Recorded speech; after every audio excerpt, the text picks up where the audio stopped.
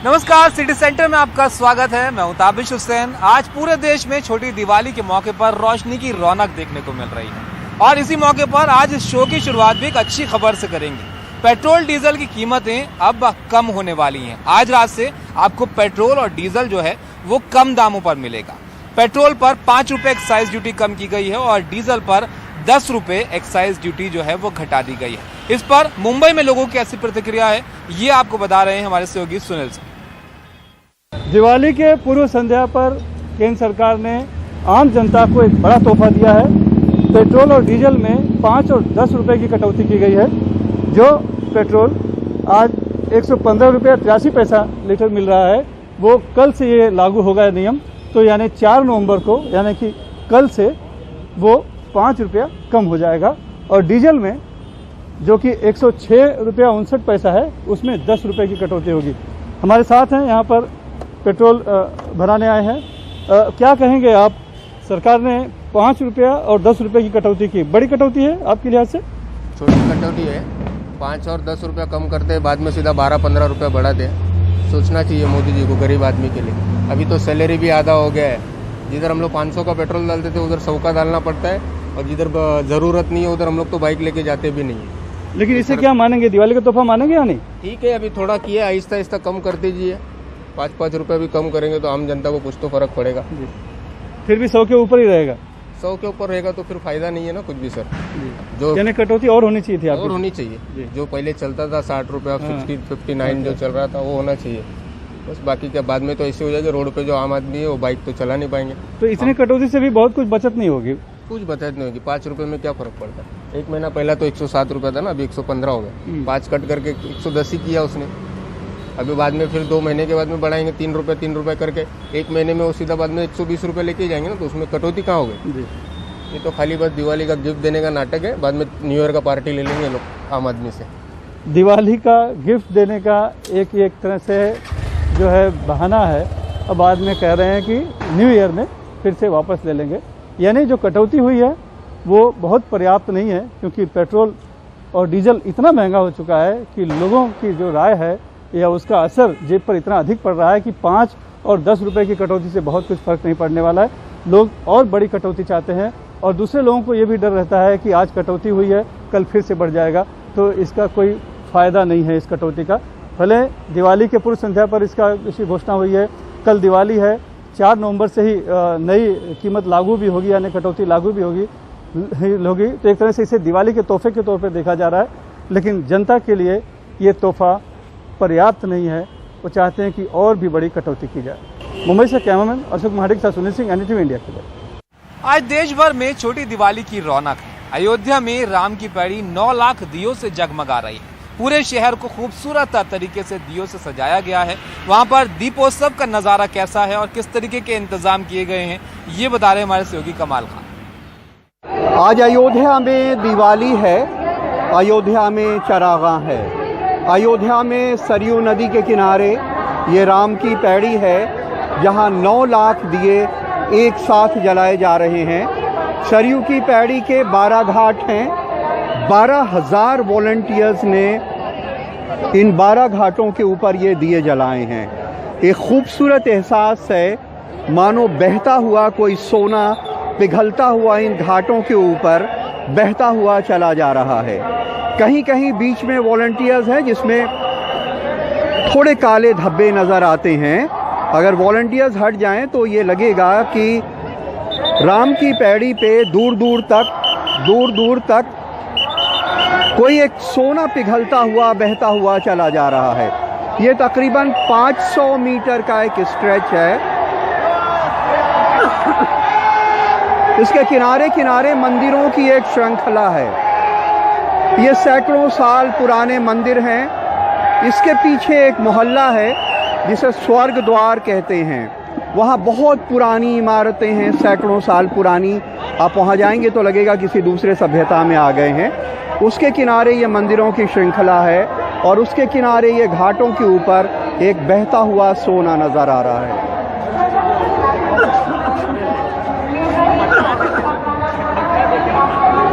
बेइंतहा खूबसूरत नज़ारा है, जिसको देखने के लिए अयोध्या के लोग और शायद बाहर के लोग भी पूरे साल इंतज़ार करते हैं।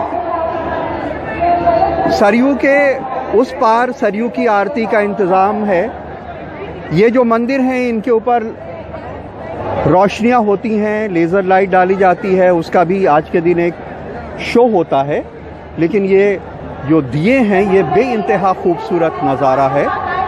आइए हम सब मिलकर ये दुआ करें कि ये दिए जो शहर को रोशन कर रहे हैं, जो घाटों को रोशन कर रहे हैं, जो देश को रोशन कर रहे हैं, वो हम सब के दिलों को भी रोशन करें, वो हम सब के जहन को भी रोशन करें। और जो राम राज्य की एक सोच थी उसका कुछ अंश ज़रूर हमारे अंदर भी आए। अयोध्या में आलोक पांडे, राजेश गुप्ता और प्रमोद श्रीवास्तव के साथ कमाल खान, एनडीटीवी इंडिया। छोटी दिवाली के मौके पर अयोध्या में आज दीपों से जो है वो शहर को सजाया गया। तमाम जगह पर जो खूबसूरत नज़ारा है वो देखने को मिला और इस मौके पर वहां पर झांकियां भी निकाली गई। कैसा रहा आज अयोध्या में छोटी दिवाली के मौके पर सेलिब्रेशन, इस पर विस्तार से आपको जानकारी दे रहे हैं हमारे सहयोगी कमाल। अयोध्या में जो झांकियां निकल रही हैं उसका एक नज़ारा ये भी है। लोक कलाकार आए हुए हैं जो पूरे रास्ते ये बड़े बड़े नगाड़े बजा रहे हैं, डांस कर रहे हैं, मंजीरे बजा रहे हैं, खरतालें बजा रहे हैं। लोक कलाकार हैं जो नृत्य करते हुए साथ में यहाँ पे चल रहे हैं। ऐसी तमाम झांकियाँ इनके पीछे, उसके पीछे और उसके पीछे लोग यहाँ पे नजर आएंगे। ये लोग जो है झांसी से आए हुए हैं। इस लोकगीत का, इस नृत्य का क्या महत्व है? ये खुशी के अवसर पर गाया जाता है। जब हमारे यहाँ पुरखों के यहाँ फसलें पक जाया करती थी या सूखे में बारिश होती थी तो उस समय इस तरीके के भव्य नृत्य का आयोजन किया जाता था, इसीलिए इसको बुंदेली राई कहते हैं।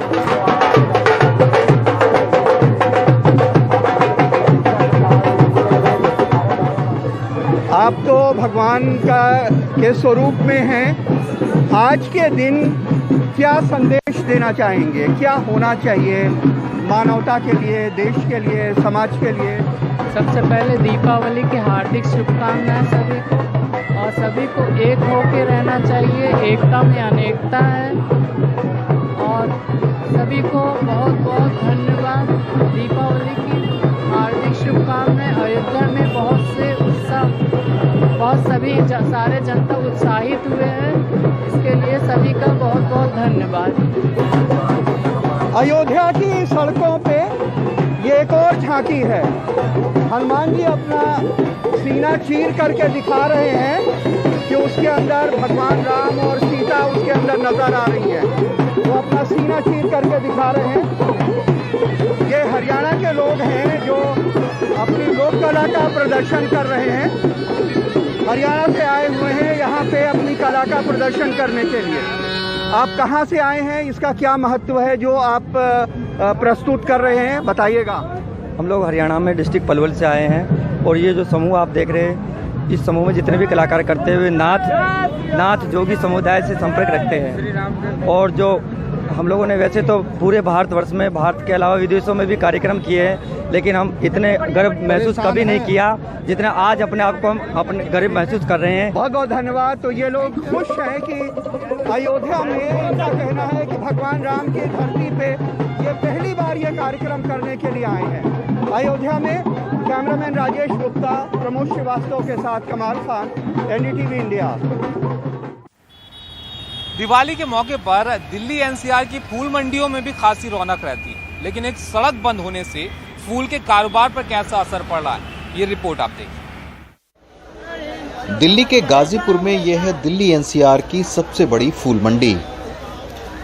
यहाँ वैसे तो आमतौर पर भी काफ़ी चहल पहल रहती है, लेकिन दिवाली के दिनों में इस मंडी की रौनक ही अलग होती है। देश विदेश के फूल लेकर किसान इस मंडी में पहुँचते हैं। फूल खरीदने आसपास के इलाकों के खरीदार तो आते ही हैं, दूर दराज से भी पहुँचते हैं।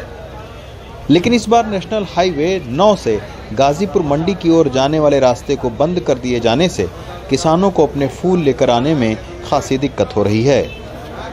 खरीदार भी यहां पहुंचने में परेशान हो रहे हैं। कारोबारियों की शिकायत है, इसके वजह से उनके फूल बड़े पैमाने पर खराब हो रहे हैं। दिक्कत सबसे बड़ी हमें रास्ते की हो रही है, व्यवस्था की हो रही है। अब की बार पुलिस वालों ने बैरियर जिस जगह से गाड़ियाँ थी उस जगह को रोक दिया, घुमा कर डेविट कर दिया। अच्छा, रूट को डेविट कर दिया, जिसकी वजह से हमारे को यहाँ माल लाने में काफ़ी परेशानी होती है किसानों को। और हर किसान आकर के हमें शिकायत करता है, भाई माल की परेशानी हमें पता नहीं। गाजीपुर फूल मंडी से करीब 5 लाख लोग जुड़े हैं। दीपावली के त्योहार का इन सभी को बेसब्री से इंतजार रहता है, क्योंकि इस दौरान फूलों की बिक्री कई गुना बढ़ जाती है। लेकिन इस बार यहां आने वाला मुख्य रास्ता एक ओर से बंद होने से कारोबार पर असर पड़ रहा है, जिसने दिवाली की रौनक इस बाजार में कुछ फीकी कर दी है। दिल्ली से रवीश रंजन शुक्ला, एनडीटीवी इंडिया। कन्नड़ फिल्मों के सुपरस्टार पुनीत राजकुमार के निधन के बाद बेंगलुरु के हृदय रोग अस्पतालों में भीड़ उमड़ पड़ी। डॉक्टर लोगों को समझा कर परेशान है, लेकिन कोई समझने को तैयार नहीं। वहीं जिम को लेकर भी अफवाह है, क्योंकि जिम से निकलकर ही पुनीत राजकुमार को दिल का दौरा पड़ा था। निहाल किदवई की रिपोर्ट आप देखिए। पुनीत राजकुमार ने जैसे ही जिम में व्यायाम पूरा किया, उन्हें दिल का दौरा पड़ा और फिर उनकी मौत हो गई। पुनीत राजकुमार के निधन से लोग काफी डर गए हैं, खासकर युवा। वो बड़ी तादाद में अस्पतालों का रुख कर रहे हैं हार्ट की जांच के लिए। 46 साल के नारायण 180 किलोमीटर का सफर तय कर हासन से बेंगलुरु पहुंचे। सीने में कभी कभी दर्द हो जाता है, इसकी जांच की। मैं थोड़ा दर्द था, इसके लिए मैं चेकअप करने के लिए आया था। तो अचानक क्यों आया? दर्द अगर है तो फिर चेकअप क्यों चाहिए? हार्ट का ही चेकअप क्यों करवाना है? हार्ट का चेकअप परसों थोड़ा मैं पुनीत राजकुमार मर गया ना, इसके थोड़ा मैं चिंता किया, थोड़ा ऐसा दर्द। दिल की बीमारियों का इलाज करने वाले अस्पतालों में हर जगह कुछ ऐसी ही भीड़ है।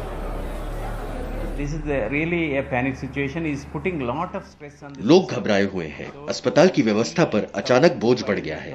नर्स, डॉक्टर्स और दूसरे स्टाफ सभी थक गए हैं। हर दिन 1500 से 1800 मरीजों को देखना थकाने वाला काम है। बस इतना ही समझाना चाहता हूँ कि हार्ट अटैक महामारी नहीं है और ये फैलती नहीं है।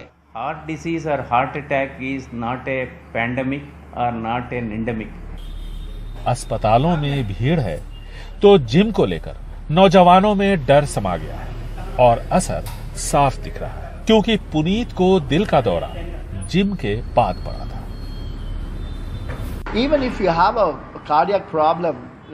हार्ट प्रॉब्लम होने पर भी डॉक्टर तेज चलने, व्यायाम की सलाह देते हैं ताकि मोबिलिटी बढ़े। व्यायाम से इससे मदद ही मिलती है, खतरा नहीं बढ़ता। If we do a low moderate training program for every individual, it will become a easier program. इन सब के बीच कर्नाटक सरकार जिम के लिए गाइडलाइंस तैयार कर रही है, ताकि जिम की वजह से किसी की सेहत खराब न हो। बेंगलुरु से कैमरामैन गोविंद मूर्ति के साथ निहाल किदवई, एनडीटीवी इंडिया। मध्य प्रदेश में हुए 4 उपचुनावों में से 2 विधानसभा उपचुनावों में नोटा यानी नन ऑफ द अबव तीसरे नंबर पर रहा। बीजेपी ने कांग्रेस से जोबट और पृथ्वीपुर 2 विधानसभा सीटें छीनी, लेकिन यहां पर नोटा तीसरे नंबर पर रहा। अनुराग द्वारी की रिपोर्ट आप देखिए। अनुसूचित जनजाति के लिए सुरक्षित जोबट सीट पर बीजेपी की सुलोचना रावत ने कांग्रेस के महेश पटेल को 6104 वोटों से हराया। इस सीट पर 5603 मतदाताओं ने नोटा को चुना। पृथ्वीपुर में बीजेपी के शिशुपाल यादव ने कांग्रेस के उम्मीदवार को 15641 वोटों से हराया।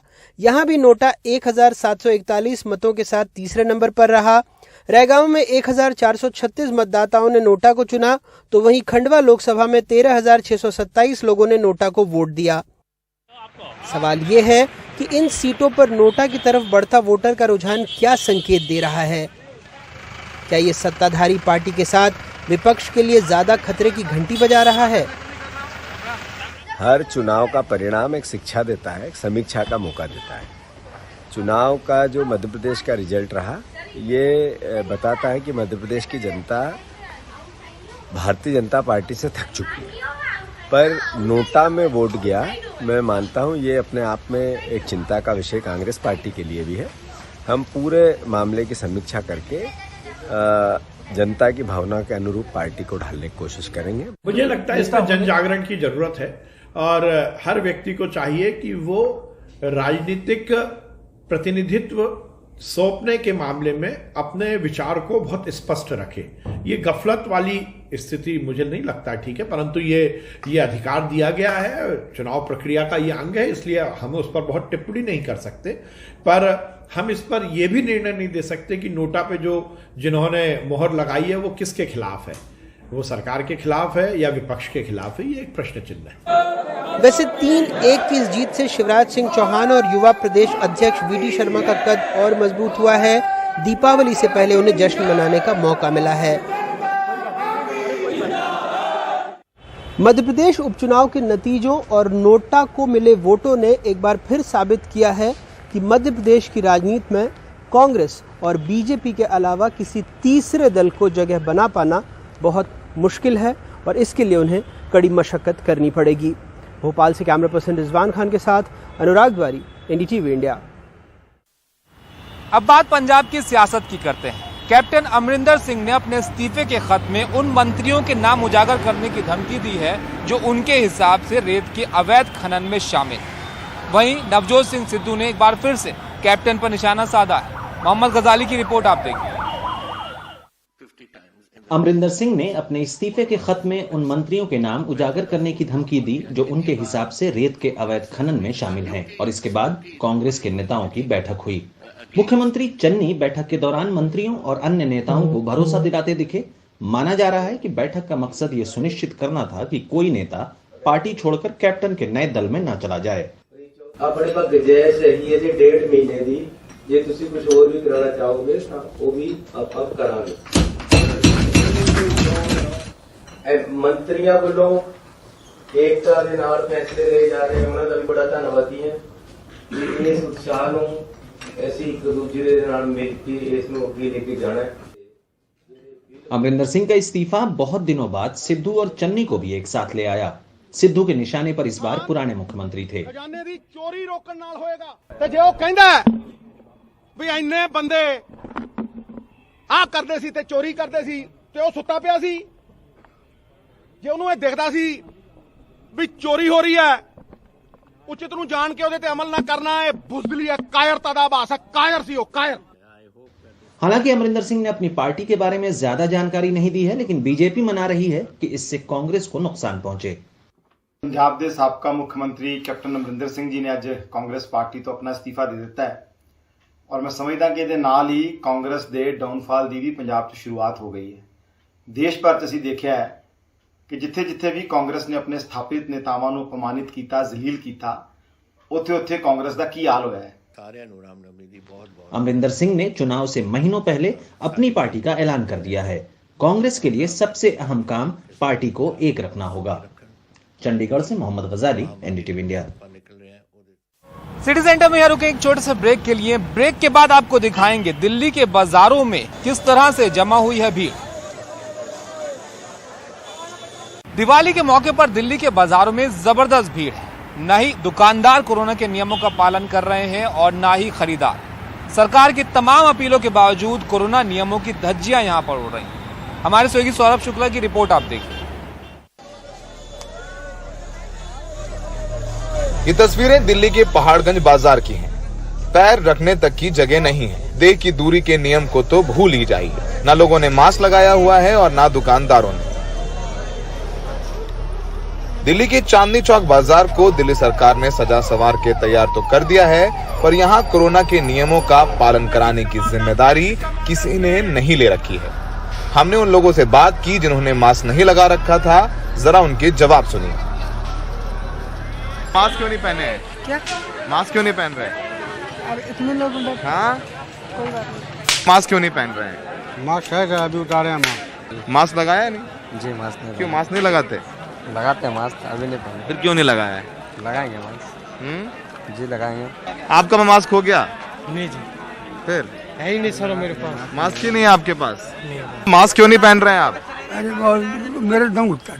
दम घुटता है मास्क तो मास्क पहनिए, अगर दम घुटता है तो बाजार में मत आइए, परिवार वालों को भेजिए। ये भीड़ देखकर डॉक्टरों की चिंता बढ़ गई है। डॉक्टरों का कहना है कि त्योहार पर हो रही भीड़ के चलते हो सकता है कि नवंबर के आखिर तक कोरोना के मामले बढ़ जाएं। जैसा हमने पिछले वेव में देखा था, मार्केट्स में भीड़, inappropriate corona behaviour, religious festivals and electoral rallies, यही वापस से हो रहा है और हम पिछले उससे कुछ नहीं सीखे हैं। इससे कोरोना का अंदेशा बहुत ज़्यादा बढ़ जाता है और अगर यही रहा तो नवंबर में केसेस ट्रिकल होना शुरू हो जाएंगे और दिसंबर में सिग्निफिकेंट नंबर हो जाएगा। ये भीड़ देखकर लगता ही नहीं कि ये वही दिल्ली है जहां कोरोना की दूसरी लहर में लोग सड़कों पर ऑक्सीजन की कमी से मर रहे थे। फिलहाल दिल्ली के जो सारे बाजार हैं वो जबरदस्त भरे हुए हैं और कोरोना के नियमों की इतनी जबरदस्त अनदेखी है कि वाकई में ऐसा लगता है कि ये वही दिल्ली है कि जिसमें दूसरी वेव में लोगों को सिलेंडर ऑक्सीजन नहीं मिल रहे थे, लोग सड़क पर मर रहे थे। आज उसी दिल्ली में लोग कोरोना के नियमों का पालन नहीं कर रहे हैं, अपनी गलतियों से भी लोग सीख नहीं ले रहे हैं। सहयोगी मोहम्मद मुसरीन के साथ चांदनी चौक से सौरभ शुक्ला, NDTV इंडिया। अब आपको केदारनाथ मंदिर का नजारा दिखाते हैं। दिवाली के मौके पर केदारनाथ मंदिर को फूलों से सजाया गया है और सजावट में 8 क्विंटल फूलों का इस्तेमाल किया गया। दिवाली के अगले दिन प्रधानमंत्री नरेंद्र मोदी भी केदारनाथ जा रहे हैं। इसे लेकर भी वहां तैयारियां तेजी से चल रही हैं। वहां भारी सुरक्षा बंदोबस्त किए जा रहे हैं, साथ ही साफ सफाई पर भी विशेष ध्यान दिया जा रहा है। वहां के DM खुद सारी तैयारियों पर नजर रखे हुए हैं।